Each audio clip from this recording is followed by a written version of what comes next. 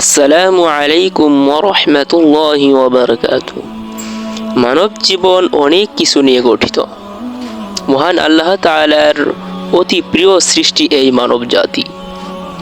এই মানব জীবন সুখ শান্তি, দুঃখ কষ্ট, হাসি কান্নার সমষ্টি। কিন্তু আমরা তো সব সময়টুকু আনন্দে কাটাতে পারি না। কখনো কখনো কষ্ট আমাদেরকে তাড়া করে, পেরেশানিতে পড়তে হয়। আমরা কিভাবে বা কি আমল করলে সেই পেরেশানি নামক আযাব থেকে শান্তিতে জীবন পাড়ি দিতে পারবো, এ প্রসঙ্গেই আজ আমাদের এই ভিডিওর আয়োজন। তো আপনিও আপনার জীবনকে দুশ্চিন্তা ও পেরেশানি থেকে মুক্ত রাখতে আমাদের সাথে ভিডিওটির শেষ পর্যন্ত জুড়ে থাকার অনুরোধ রইল। তাহলে ভিডিওটি শুরু করা যাক। দুনিয়াবী জীবনের প্রকৃতি হচ্ছে দুর্ভোগ, যন্ত্রণা ও অচ্ছন্নতা।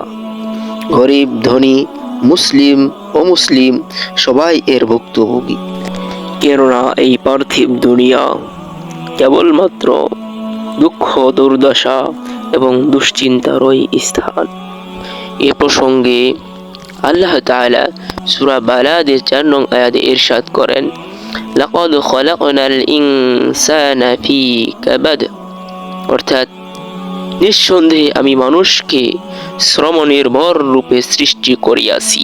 মানুষ মূলত অতীত নিয়ে চিন্তিত, ভবিষ্যৎ নিয়ে উদ্বিগ্ন এবং বর্তমান নিয়ে দুশ্চিন্তাগ্রস্ত। জীবনের প্রতিটি সময় একরকম থাকে না। কখনো সুখ, কখনো দুঃখ। দুঃখ আছে বলেই মানুষ সুখের মর্ম উপলব্ধি করতে পারে। জীবন চলার পথে অনেক বিপদ আপদ এসে যায়। এই সময়গুলো কারো পছন্দের হয় না, তারপরেও এসে গেলে কিছুই করার থাকে না।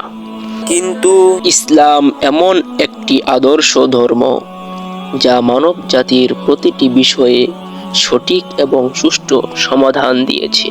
সুখের সময় সে কেমন আনন্দিত হবে সেটা যেমন বলা আছে, ঠিক তেমনি দুঃখে সে ভেঙ্গে পড়বে নাকি সবর করবে তাও বলা আছে। বিপদ আসলে তা আল্লাহর পক্ষ থেকেই হয়।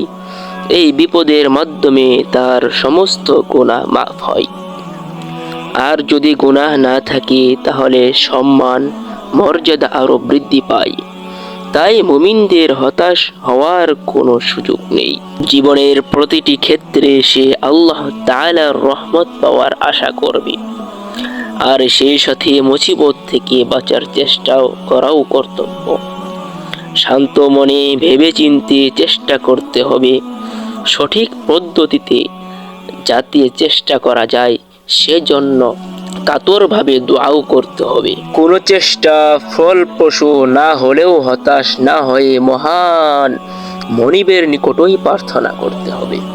কেননা আল্লাহ তাআলা ও তার রাসূল সাল্লাল্লাহু আলাইহি ওয়াসাল্লাম মুমিন বান্দাদেরকে দুশ্চিন্তা ও মুসিবত থেকে বাঁচার জন্য এমন কতক মূল নীতির কথা ঘোষণা করেছেন যা মেনে নিলে শত মুসিবতেও মানসিক ভারসাম্য বজায় রেখে চলা সম্ভব।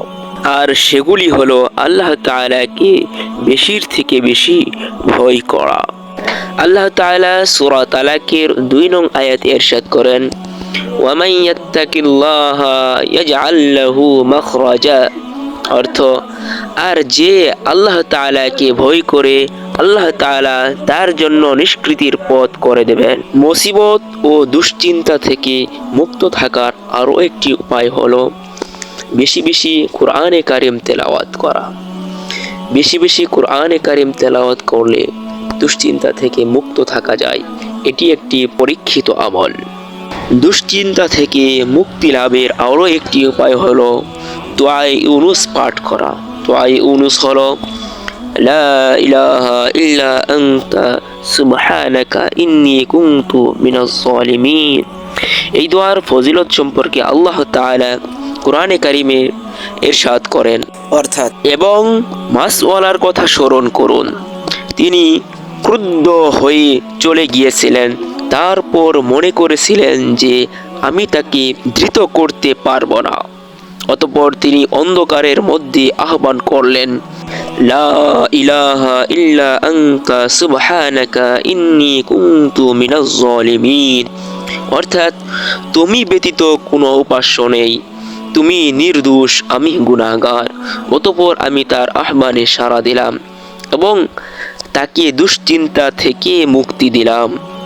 আমি এমনিভাবে বিশ্বাসীদেরকে মুক্তি দিয়ে থাকি।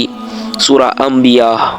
নবী করিম সাল্লাল্লাহু আলাইহি ওয়াসাল্লাম ইরশাদ করেন, হযরত ইউনূস আলাইহিস সালাম মাতৃগর্ভেই যে দোয়া করেছিলেন তা হলো, লা ইলাহা ইল্লা আনতা সুবহানাকা ইন্নী কুনতু মিনাজ জালিমিন।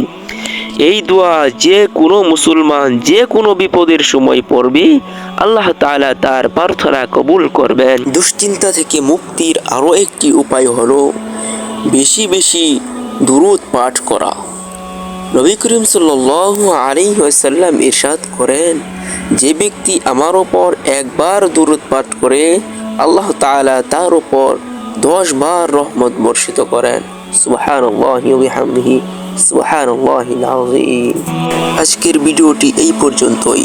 তো ভিডিওটি যদি আপনার একটু উপকারে এসে থাকে তাহলে একটি লাইক দিবেন এবং চ্যানেলটি সাবস্ক্রাইব করার অনুরোধ রইল।